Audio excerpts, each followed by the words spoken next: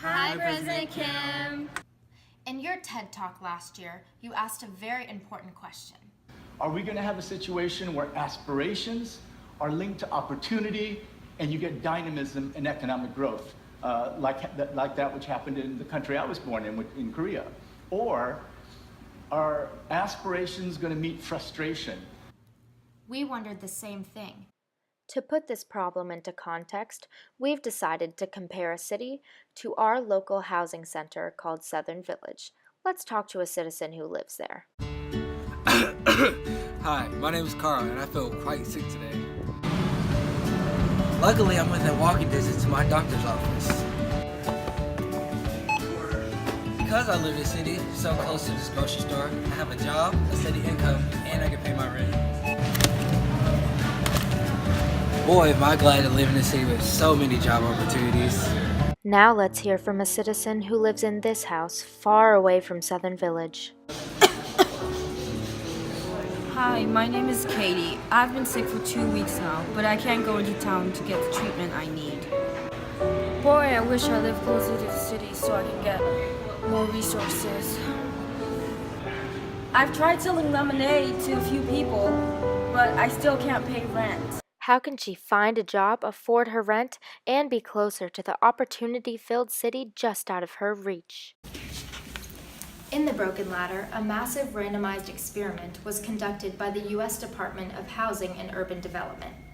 In the study, one group was randomly selected to receive a housing voucher that subsidized their rent to enable them to move. A control group also received a rent subsidy, but without moving. The subsidy was not very large, so in reality the families moved from very poor neighborhoods to somewhat less poor ones. Nonetheless, the results were striking. The children of families that moved were less likely to become single parents and more likely to stay in school and attend college. By the time they were in their mid-20s, they earned 31% more than those who had stayed in their old neighborhoods. One of the major ways mobility improves outcomes is by creating a stronger, more stable home that eventually benefits the next generation. Another study was described involving two bees, one which received nectar and the other which received none. Let's get into the study so you can understand the conclusions it makes about inequality. Sea Blush was a low-risk, low-reward investment because although it sometimes have less nectar than dwarf huckleberry, it was always guaranteed to have some nectar. Dwarf huckleberry, on the other hand, is a high-risk, high-reward flower. Sometimes it had a huge amount of nectar, and at other times it had none. The study tested the theory of more needy bumblebees taking larger risks.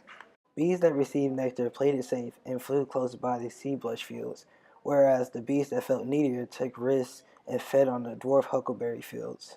This shows that when people are needy and have no opportunities, they take greater risks, which harms their lives. In Keith Payne's book, he talks about the escape velocity, which is the speed required to escape a planet's gravitational pull. In the case of the poor, the gravitational pull is the factors that they face in their poor conditions. It creates a sense of gravity that makes it increasingly difficult to escape them. A stronger force needs to help them break away from their impoverished area. With affordable housing, we have the opportunity to bring them out. President Kim, our solution?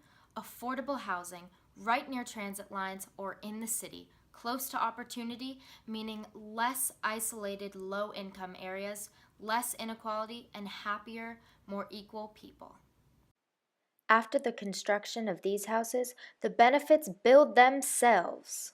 Lack of transportation often hinders a person's ability to navigate the cities.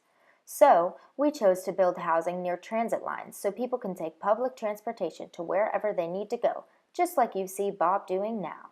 President Kim, you may be wondering how this plan will work. Well, he's wondering the same thing. Let me show you.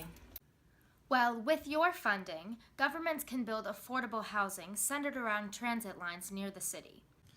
And there is no need for countries to fret, because they will earn revenue through the rent the inhabitants pay.